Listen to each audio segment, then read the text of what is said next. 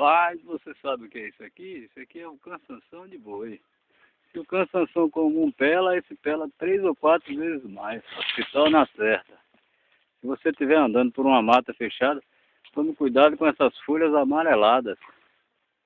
Elas podem significar uma coceira terrível, febre e dor de cabeça. Esse é um pé de feijão mucumã, muito utilizado na medicina natural. Olha a sua vagem. Olha o tamanho da sua vagem.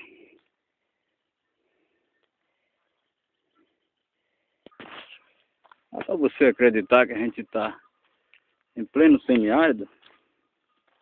Dá para acreditar que isso aqui é o semiárido. A região do semiárido. Olha para isso. Olha que mata fechada, olha. Veja só que mata fechada. Em pleno semiárido.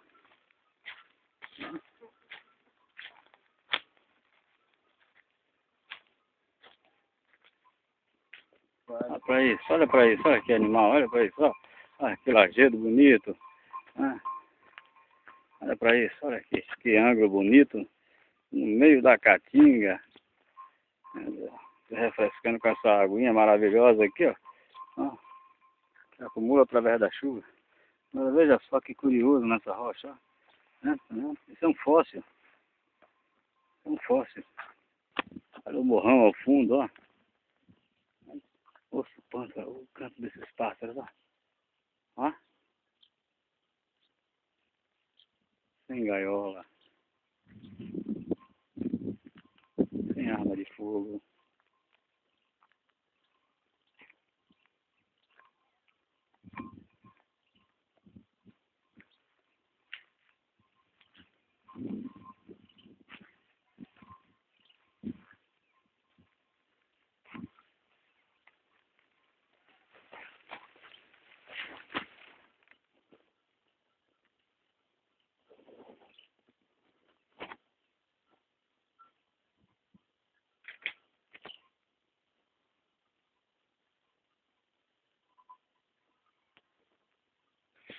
Veja esse fóssil em plena rocha, veja.